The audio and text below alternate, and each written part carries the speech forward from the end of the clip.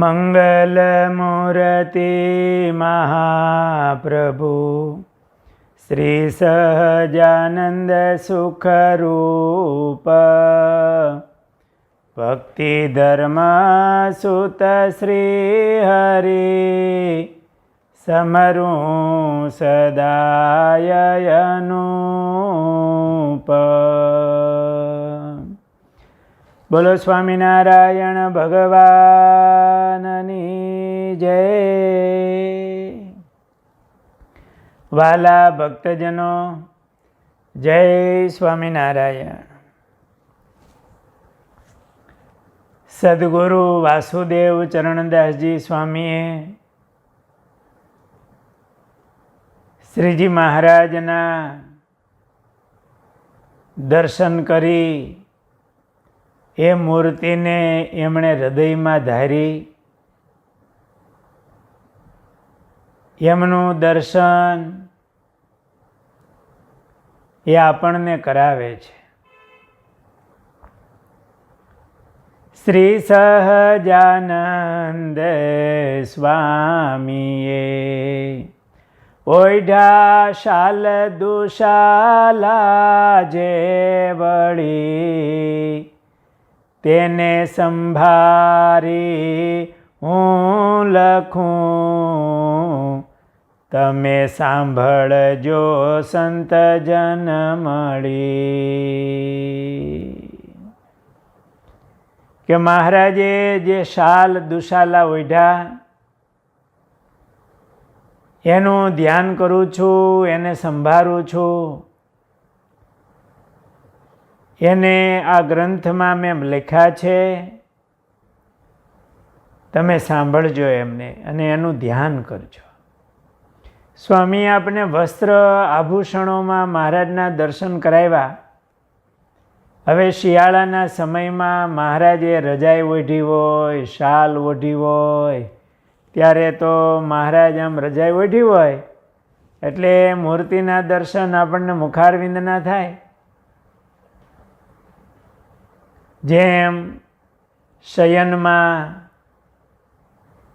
ભગવાનને પોઢાડ્યા હોય તો શિયાળાના સમયમાં જુદી જુદી ધાબળીઓ ઓઢાડી હોય એવા આપણને દર્શન થતા હોય શાલ દુશાલાના. એવું જે સ્વામીએ દર્શન કર્યું છે એમની સ્મૃતિ કરી સ્વામી આપણને ધ્યાન કરાવે છે. ઓઢા ચોફાળ ચકમાં વળી રજાયું રૂડી ઘણી, મેં દીઠી જે નજરે તેનું ધ્યાન કરું ગણી ગણી. મહારાજે રજાઈ શાલ ચોફાળ વગેરે ઓઢ્યા હોય એમનું સ્વામી ગણી ગણીને કહેતા કે આ સમયે મહારાજે સફેદ રજાઈ ઓઢી હતી, પીળી રજાઈ ઓઢી હતી, આવી શાલ ઓઢી હતી. એ દર્શન એમણે યાદ રાખ્યું છે અને એમની સ્મૃતિ કરાવે છે. જે નજરે દીઠું એની સ્વામી વાત કરે છે એ મૂર્તિની. જાણે આપણે મહારાજની ભેળા હોઈએ એવું દર્શન આપણને કરાવે છે. ભારે શાલ ઓઢી અનુપ જોયું રસિયાજીનું રૂપ, શીત ઋતુમાં બહુ શોભે જોઈ મુનિવરના મન લોભે. ઠંડી ઋતુમાં મહારાજે આ શાલ દુશાલા રજાઈ ઓઢી છે અને એ મહારાજનું દર્શન સ્વામીએ કર્યું. જે શાલ મહારાજે ઓઢી એ કેવી હતી તો તેનો પીળો હતો વળી વાન, ઓઢી ઓસરીએ ભગવાન. પીળા કલરની શાલ મહારાજે ઓઢી હતી. અને દાદાના દરબારમાં ઓસરીએ મહારાજ વિરાજમાન હતા. લાલ ઓઢો વળી દુશાલો, શાલ અને દુશાલ. આપણે અત્યારે રેશમી કે એવી શાલો આવતી હોય, ઊનની શાલો આવતી હોય, એમના જુદા જુદા કલર હોય. શાલ એક વળી હોય અને દુશાલ એટલે બે વળી હોય અને દુશાલ કહેવાય. શાલ દુશાલા બહુ કિંમતી. એમાં પીળા કલરની, પછી લાલ કલરનો દુશાલો મહારાજે ઓઢ્યો છે, એવા દર્શન કર્યા છે. વળી મહારાજે નીલી શાલ ઓઢી નવરંગ, આછો જાંબલી કલર હોય ને એવી આમ શાલ મહારાજે ઓઢી છે. એક સ્વામીએ એક પ્રસંગમાં મહારાજને જે શાલ ઓઢાડી એનું વર્ણન કર્યું છે. ગુમાનજી ભગત એ વખતે મહારાજની ભેળા હતા. મહારાજ રાજકોટ પધાર્યા હતા. મોટે સાહેબે રાજકોટ બોલાવે, સ્વામીને બે શાલ ઓઢાડી, તે તો તરત દીધી તે વાર, મોટા સાધુ જોઈ ઉદાર. અંગ્રેજ સર માલ્કમ સાહેબ, એમણે મહારાજને બહુ પ્રાર્થના કરી, વારે વારે પ્રાર્થના કરી, કાગળ લખ્યા, માણસને મોકલો, નહીતર અમે ગઢપુર આવીએ છીએ આપના દર્શન કરવા માટે, એવી વિનંતી કરી. મહારાજને થયું સાહેબ આવે અહીંયા દાદા ખાચરને એમના સન્માન ભેટ વગેરે કરવા, તો જાય એમનો ભાવ જોઈને મહારાજ પધારેલા. અને આ સર માલ્કમ સાહેબ મહારાજને મળ્યા ત્યારે મહારાજનું પૂજન કર્યું. આપણે ઘણીવાર આ ચરિત્ર સાંભળ્યું હોય. મહારાજે એમને શિક્ષાપત્રી આપી. એ શિક્ષાપત્રી આજે પણ ઇંગ્લેન્ડમાં ઓક્સફોર્ડ યુનિવર્સિટીની અંદર એ શિક્ષાપત્રી જળવાઈ રહી છે. એના આજે પણ દર્શન થાય છે. એ પ્રસંગે આ સાહેબે, એટલે અંગ્રેજ અધિકારી જે સર માલ્કમ સાહેબ હતા, એમણે મહારાજને બે શાલ ઓઢાડી. આ ચરિત્ર આપણે ઘણીવાર સાંભળ્યું હોય, પણ મહારાજને આવી શાલ ઓઢાડી હતી એ ઉલ્લેખ બહુ ઓછી જગ્યાએ થયો હોય. ત્યારે આ ગુમાનજી ભગત તો મહારાજની સાથે હતા અને સાહેબે મહારાજને બે શાલ ઓઢાડી અને એ શાલ મહારાજે મોટા સાધુ જોઈ અને મહારાજે એમને ભેટમાં કરી. અંગ્રેજ સાહેબ હતા અને એવી કિંમતી શાલ હશે, વિલાયતી.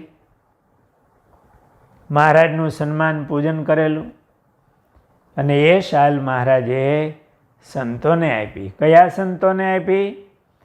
તો ગુમાનજી ભગત લખે છે, શુકમુનિ નિત્યાનંદ સ્વામી, દીધી તે રઘુવીરજીને કર ભામી. મહારાજે એ બંને શાલ, એક શાલ શુકમુનિને અને એક શાલ નિત્યાનંદ સ્વામીને મહારાજે ઓઢાડી, રાજી થઈને મહારાજે આપી. હવે એ કિંમતી શાલ સાધુ શું કરે?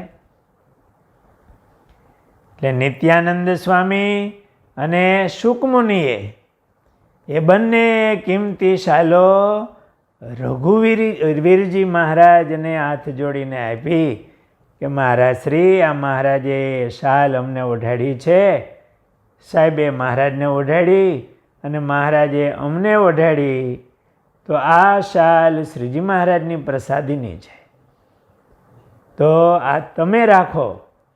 એમ કરીને રઘુવીરજી મહારાજને આ શાલો આ બે સંતોએ આપી. ત્યાર પછી સ્વામી ભેગું વર્ણન કરે છે. કાકાભાઈની ઘોડી ઘરેણું ભારે, દીધું સીતારામને સુખકારી. કાકાભાઈની ઘોડી અને ઘરેણું એ સીતારામજીને મહારાજે આપ્યું. આ કાકાભાઈની ઘોડી ઘરેણું એમનો પ્રસંગ છે. રોજકાના કાકાભાઈ હતા. પ્રસાદાનંદ સ્વામીએ એમના ખરડામાં આ વાત લખેલી છે. હરિલીલામૃતની અંદર પણ આ વાત આવે છે. પ્રસાદાનંદ સ્વામીએ એવો ઉલ્લેખ કર્યો છે કે આ રોજકાના કાકાભાઈ એ બીમાર પડ્યા. એમની વૃદ્ધ ઉંમર, શરીરમાં થોડી બીમારી આવી, એટલે એમણે એમના ઘરવાળાને કીધું કે હવે મારા શરીરનું કાંઈ નક્કી નથી અને મારું શરીર પડી જશે પછી આ તારા ઘરેણાં છે એ તને પહેરવામાં કાંઈ કામ લાગશે નહીં. માટે મને એમ થાય છે આપણી આ ઘોડી અને આ ઘરેણું થોડી આપણી પાસે મિલકત છે એ આપણે મહારાજને અર્પણ કરીએ અને લેખે લાગે. એના ઘરવાળાએ પણ હા પાડી. એટલે આ કાકાભાઈએ એ 500 રૂપિયા હતા એ વખતે એમની પાસે.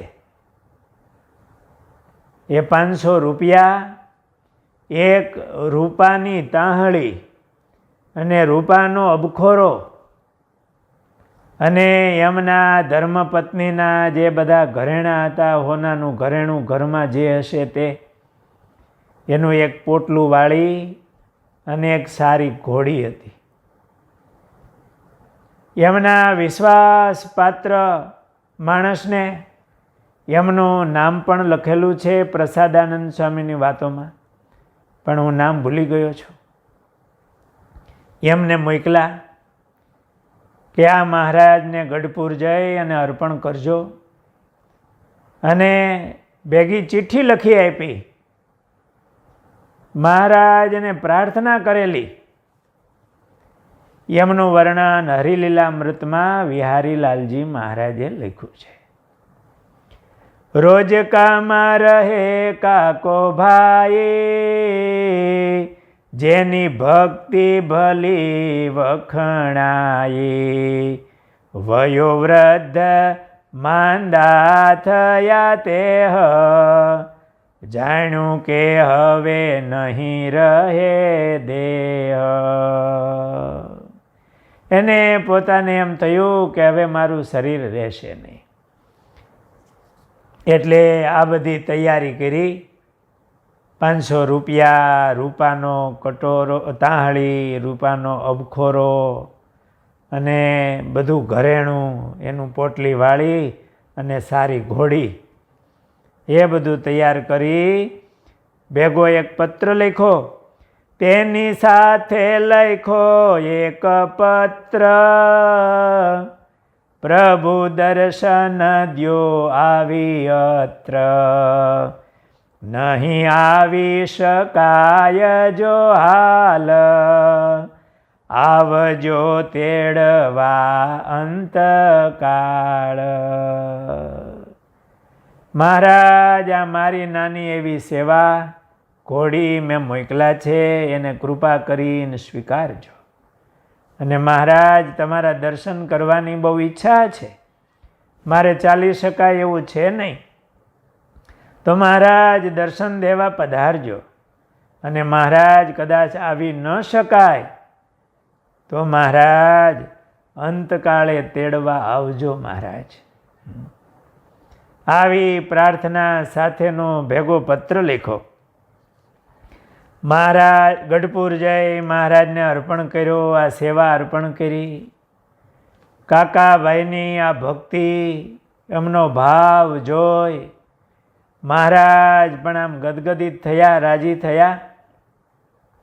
કાકાભાઈ તણો પ્રેમ જાણી, ગયા રોજ કે સારંગ પાણી, સમયે ન ગયા વરતાલે, ગયા રોજ કે તોય તે કાળે. કાકાભાઈનો ભાવ જોઈ અને મહારાજ વડતાલ સમયામાં નહોતા ગયા. આ વર્ષ હતું સંવત 1886, ચૈત્ર મહિનામાં આ કાકાભાઈએ આ સેવા અને પત્ર મોકલ્યો છે. એ વખતે વડતાલનો સમયો હોય, ચૈત્રી સમયો, વણ આમંત્રણે સૌએ આવવું એવી મહારાજની આજ્ઞા. વળી આ સમયમાં તો વડતાલમાં રણછોડરાયજી પધરાવવાના હતા. એ વખતે બહુ બધા ગયા.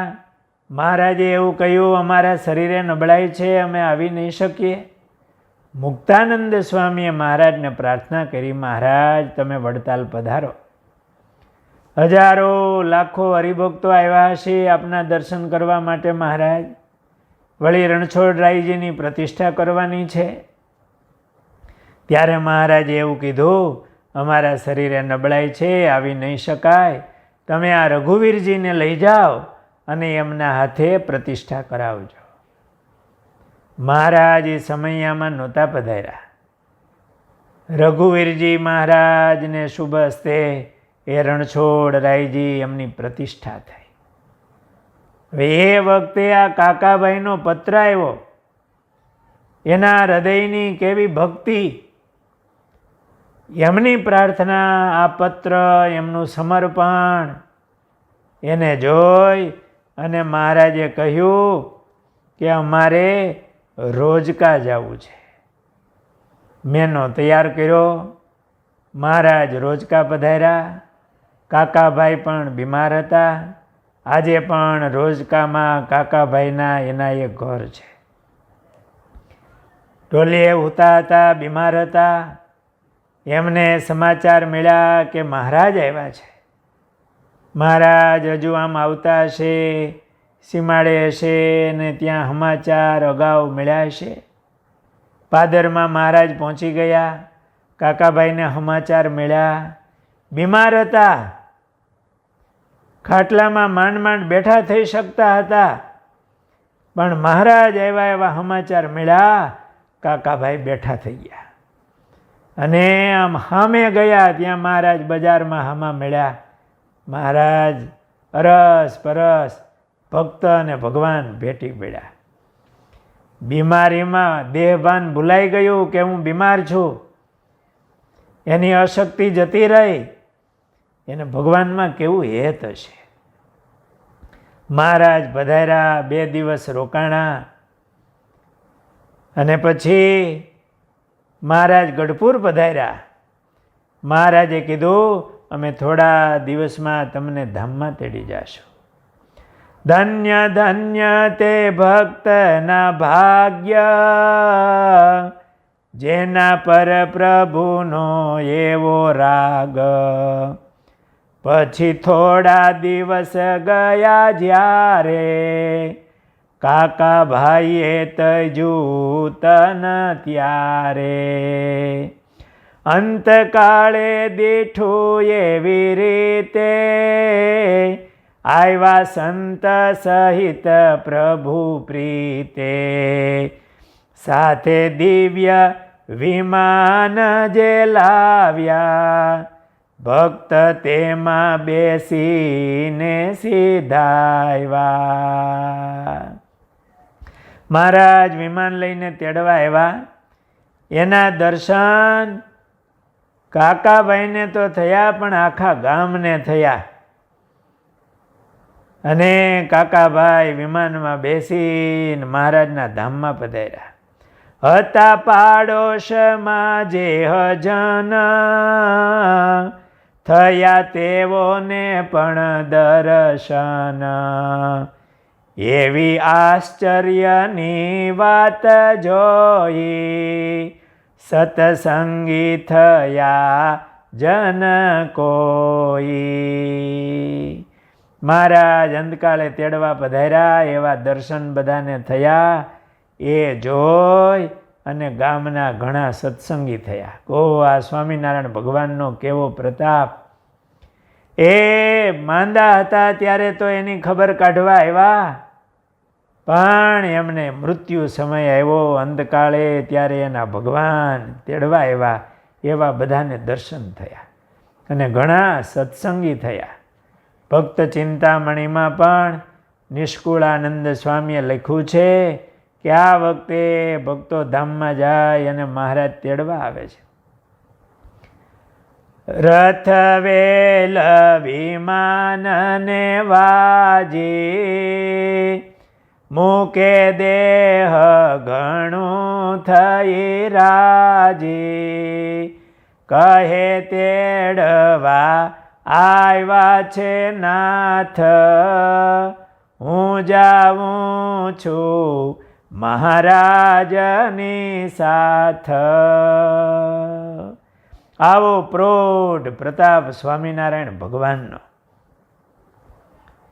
અહીંયા ગુમાનજી ભગતે એમના ગ્રંથમાં ઉલ્લેખ કર્યો. કાકાભાઈની ઘોડી ઘરેણું ભારી, દીધું સીતારામને સુખકારી. આ કાકાભાઈએ જે ઘરેણું અને ઘોડી મોકલ્યા હતા એ મહારાજે સીતારામજીને આપ્યા હતા રાજી થઈને. વાલા ભક્તો, આ કેવા દિવ્ય પ્રસંગો છે! એમની સ્મૃતિ આ ગુમાનજી ભગત આપણને કરાવે છે. એમણે આ દર્શન કરેલું છે અને એમની સ્મૃતિ આપણને કરાવે છે. મહારાજે જુદા જુદા શાલ દુશાલા ઓઢ્યા હતા. વાલે ઓઢો બોરીનો ચોફાળ, બહુ શોભે છે દીન દયાળ.